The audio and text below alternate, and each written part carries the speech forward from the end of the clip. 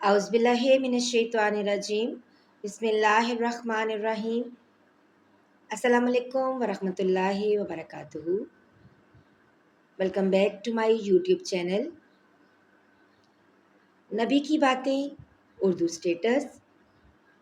नाजरीन और सामीन, हमने सीरतुन नबी सल्लल्लाहु अलैहि वसल्लम कदम ब कदम पढ़ने का एक सिलसिला शुरू कर रखा है, जिसके अल्हम्दुलिल्लाह हमने 82 अबवाब पढ़ लिए हैं। आज हम पढ़ेंगे बाब नंबर 83, जिसका उन्वान है आसमानी गवाही। अगर आप चैनल पर नए हैं तो चैनल को ज़रूर सब्सक्राइब कर लीजिएगा और वीडियो को लाजमी शेयर कीजिएगा। तो बढ़ते हैं आज की वीडियो की तरफ। हजूर सल्लल्लाहु अलैहि वसल्लम पर जब वही नाजिल होती थी तो चेहरे मुबारक पर तकलीफ़ के आसार ज़ाहिर होते थे। ये बात महसूस करते ही हज़रत अबू बकर सिद्दीक़ रज़ी अल्लाह ताला अन्हो ने आप सल्लल्लाहु अलैहि वसल्लम को कपड़ा ओढ़ा दिया और आप सल्लल्लाहु अलैहि वसल्लम के सर के नीचे एक तकिया रख दिया। सैयदा आयशा रज़ी अल्लाह ताला अन्हा फरमाती हैं, मैंने जब आप सल्लल्लाहु अलैहि वसल्लम पर वही के आसार देखे तो मैंने कोई घबराहट महसूस नहीं की, क्योंकि मैं बेगुनाह थी। अलबत्ता मेरे वालिदैन पर बेतहाशा खौफ तारी था। आखिर आप सल्लल्लाहु अलैहि वसल्लम से वही के आसार ख़त्म हुए। इस वक्त आप सल्लल्लाहु अलैहि वसल्लम हंस रहे थे और आप सल्लल्लाहु अलैहि वसल्लम की पेशानी पर पसीने के कतरे चमक रहे थे। 2 कतरे मोतियों की तरह नज़र आ रहे थे।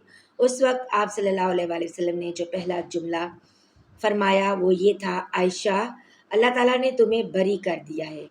अल्लाह ताला ने इस मौके पर सूरह नूर की आयत नाजिल फरमाई थी। तर्जुमा, जिन लोगों ने ये तूफ़ान बर्पा किया है यानी तोहमत लगाई है। ए मुसलमानों, वो तुम में से एक छोटा सा गिरोह है।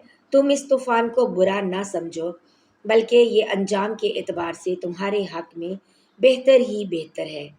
इसमें से हर शख्स ने जितना कुछ कहा था उसे उसी के मुताबिक गुनाह हुआ, और उनमें से जिसने इस तूफ़ान में सबसे ज़्यादा हिस्सा लिया यानी अब्दुल्ला बिन अबी, उसे ज़्यादा सख्त सज़ा मिलेगी। जब तुम लोगों ने ये बात सुनी थी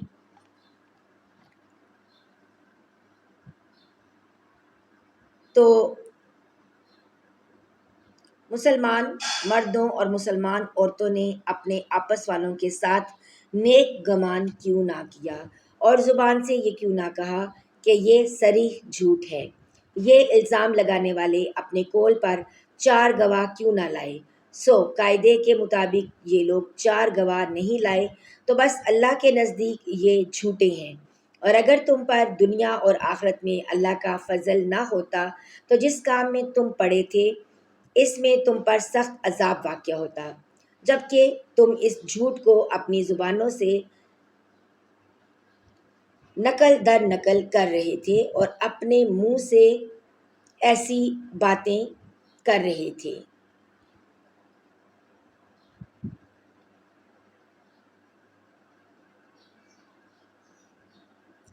जिसकी तुम्हें किसी दलील से कतन खबर नहीं थी, और तुम इसकी हल्की बात यानी गुनाह वाजिब ना करने वाली समझ रहे थे, हालांकि वो अल्लाह के नज़दीक बहुत भारी बात है। और तुमने जब पहली बार इस बात को सुना तो यूं क्यों ना कहा कि हमें ज़ेबा नहीं कि ऐसी बात मुंह से निकालें। मुआज़ल्लाह, ये तो बहुत बड़ा बहतान है। अल्लाह तुम्हें नसीहत करता है कि फिर ऐसी हरकत मत करना अगर तुम ईमान वाले हो। अल्लाह तुमसे साफ अहकाम बयान करता है और अल्लाह जानने वाला बड़ा हिकमत वाला है। जो लोग इन आयत के नज़ूल के बाद भी चाहते हैं कि बेहयाई की बात का मुसलमानों में चर्चा हो, उनके लिए दुनिया और आखिरत में दर्दनाक सज़ा मुकर्रर है। और इस बात पर सज़ा का ताज्जुब मत करो, क्योंकि अल्लाह ताला जानता है और तुम नहीं जानते। और ए तौबा करने वालों, अगर ये बात ना होती कि तुम पर अल्लाह का फजलो करम है जिसने तुम्हें तौबा की तौफीक दी, और ये कि अल्लाह ताला बड़ा शफीक बड़ा रहीम है, تو تم بھی وعید سے نہ بچتے۔ سورہ نور آیات نمبر 11 تا 20۔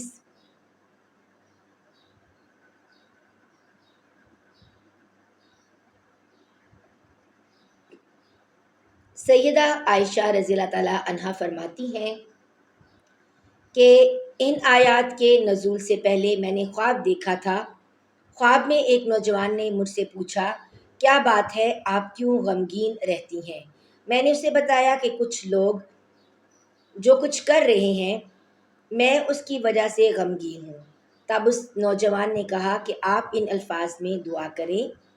ترجمہ: اے نعمتوں کی تکمیل کرنے والے اور اے غموں کو دور کرنے والے، پریشانیوں کو دور کرنے والے، مصیبتوں کے اندھیرے سے نکالنے والے، فیصلوں میں سب سے زیادہ انصاف کرنے والے اور ظالم سے بدلہ لینے والے۔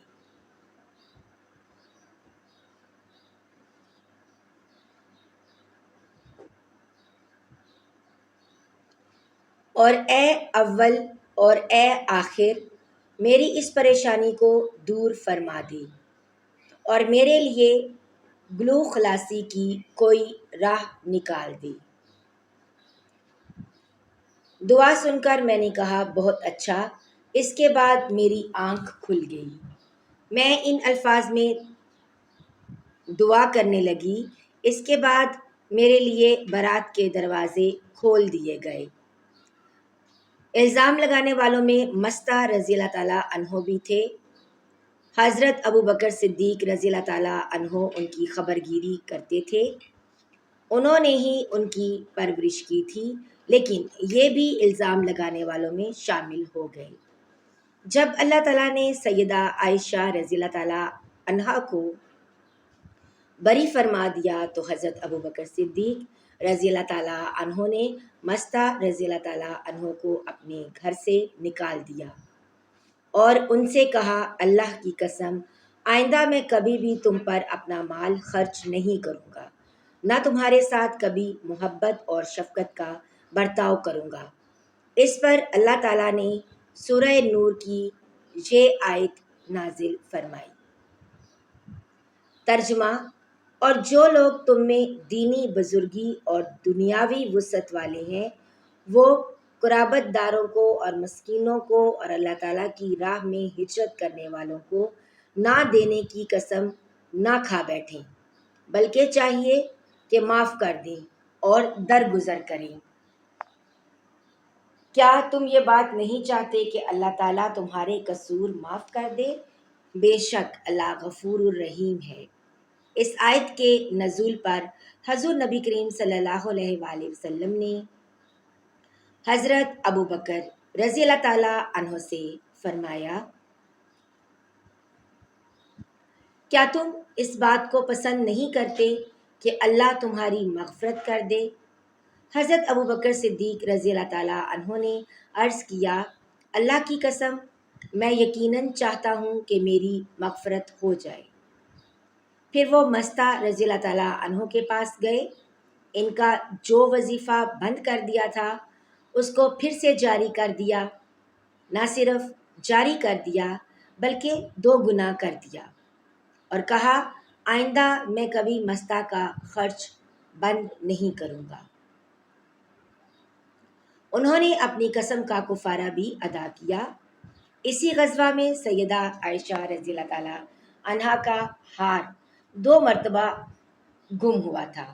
پہلی بار جب ہار گم ہوا تو اس کی تلاش کے سلسلے میں سب لوگ رکے رہے۔ اسی دوران صبح کی نماز کا وقت ہو گیا۔ اس وقت مسلمان کسی چشمے کے قریب نہیں تھے، اس لیے پانی کی تنگی تھی۔ جب لوگوں کو تکلیف ہوئی تو حضرت ابوبکر صدیق رضی اللہ تعالیٰ عنہ نے حضرت عائشہ صدیقہ رضی اللہ تعالیٰ عنہا کو ڈانٹا۔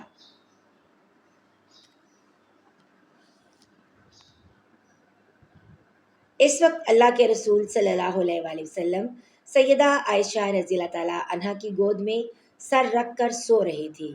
حضرت ابوبکر صدیق رضی اللہ تعالیٰ عنہ نے سیدہ عائشہ رضی اللہ تعالیٰ عنہا سے کہا، تم نے رسول اللہ صلی اللہ علیہ وآلہ وسلم اور سب لوگوں کی منزل کھوٹی کر دی۔ نہ یہاں لوگوں کے پاس پانی ہے نہ قریب میں کوئی چشمہ ہے۔ یہ کہنے کے ساتھ ہی حضرت ابوبکر صدیق رضی اللہ تعالیٰ عنہ نے بیٹی کی کمر پر ٹوکے بھی ماری۔ ساتھ ہی وہ کہتے جاتے تھے،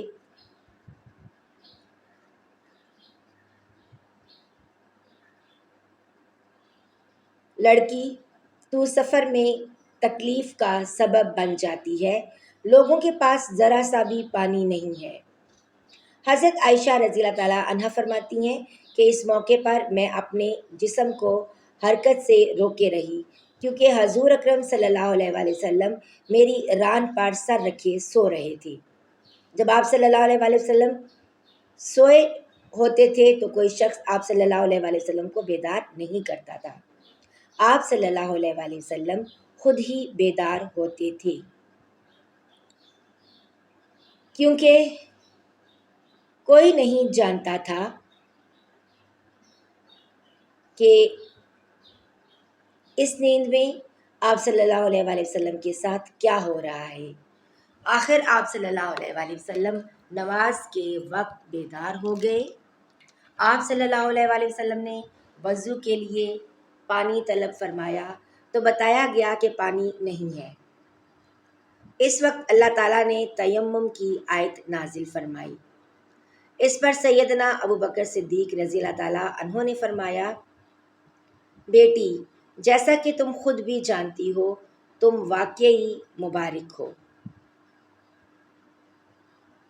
آپ صلی اللہ علیہ وآلہ وسلم نے بھی ارشاد فرمایا، عائشہ تمہارا ہار کس قدر مبارک ہے۔ حضرت اسید بن حفیر رضی اللہ تعالیٰ عنہ نے کہا، اے آل ابی بکر یہ تمہاری پہلی برکت نہیں، اللہ آپ کو جزائے خیر عطا فرمائے۔ آپ کے ساتھ اگر کوئی ناخوشگوار واقعہ پیش آتا ہے تو اس میں بھی اللہ تعالیٰ مسلمانوں کے لیے خیر پیدا فرما دیتے ہیں۔ حضرت عائشہ رضی اللہ تعالیٰ عنہ فرماتی ہیں، ہار کی تلاش کے سلسلے میں ہم نے اس اونٹ کو اٹھایا جس پر میں سوار تھی تو ہمیں اس کے نیچے سے ہار مل گیا۔ مطلب یہ کہ اس واقعے کی وجہ سے مسلمانوں کو تیمم کی سہولت عطا ہوئی، اس سے پہلے مسلمانوں کو تیمم کے بارے میں معلوم نہیں تھا۔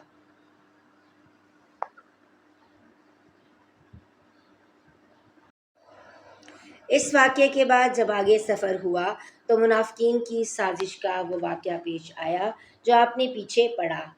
اسی سال چاند کو گرہن لگا۔